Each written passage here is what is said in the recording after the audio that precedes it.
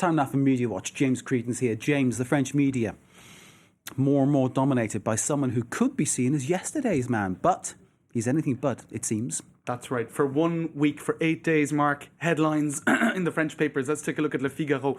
UMP, suicide en direct. It's suicide. It's almost suicide watch. They were talking about civil war last week. But now, this is a headline that we're seeing in the press a lot. Sarkozy, can he save the UMP party? The two guys were fighting it out, Jean-François Copé, François Fillon. Both have had a conversation with him today, or in some way, shape, or form, and a lot of people are saying he could be the man to save the UMP party from this.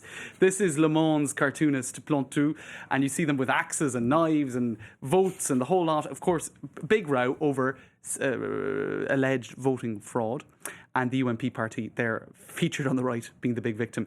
Now, the UMP logo has been massively satirised online, Mark. You can see it there with the tree. Now, that tree has been mangled and turned into all sorts of, I suppose, versions of the same. It looks like the tree out of Waiting for Godot there, doesn't it? Right, there you go. Losing its leaves, because the whole thing here is that they're splitting the party in two, as this particular one points out, and actually they risk finishing off the UMP party fully. 6 feet under, that's another one there. That's clever.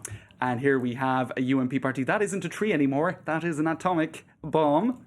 And here we have, instead of UMP, RIP. Right, so that you're seeing a lot of that. Now, here was the man who was supposed to come as the saviour to them all. Former Foreign Minister, former Prime Minister Alain Juppé. He was due to mediate.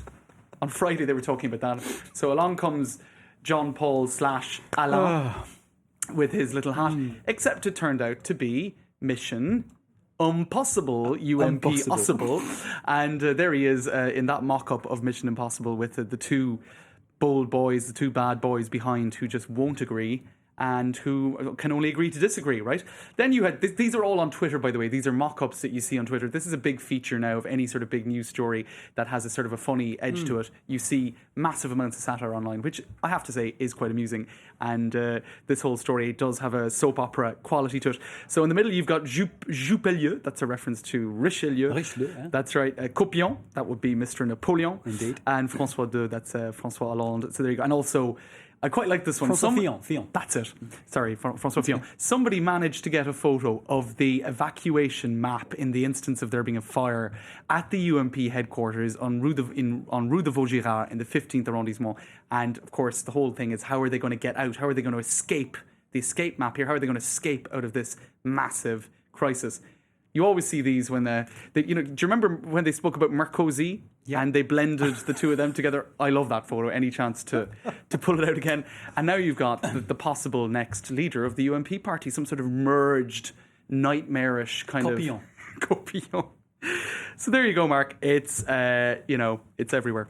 It's everywhere. Absolutely crazy stuff. And of course, the thing is, the longer this goes on, the more this will continue, this kind of pulling apart and the satirization of that, which is... I kind of thought it had been taken as far as it could go last week. And then, of course, over the weekend, the drama, it kept on going. And here people are keeping on being creative as well. It's making French politics even more exciting. Where do you want to go next, James? All right, well, the Rolling Stones, Mark. We were talking about it Do you like the earlier. Rolling Stones? I do like the Rolling Stones. Me too. I have to say. Start me up. Big fan of that one. You can't always get what you want. That's another famous Rolling Stone lyric. This is from the Telegraph Music, their Twitter feed. For the right ticket price, you can. Because lots of people have been complaining about the cost of these tickets. Even the face value tickets are incredibly expensive. It's like £100 for the first price and up to, say, 400 for the most expensive ones to 1,000 if you're on the front row. It's crazy. That's ridiculous. And people are saying, how can ordinary fans afford that? 50 years of musical capital, I suppose. You know, maybe they're thinking at this point, we call the shots. Here you have another lyric. Lots of people putting up lyrics about the start of this 50th anniversary tour. Start it up. Obviously, that's a pretty apt lyric to put in there at the start of a concert. Indeed. And this person being a little bit unreasonable and saying he'd really just like the Stones to live forever and continue making music videos forever.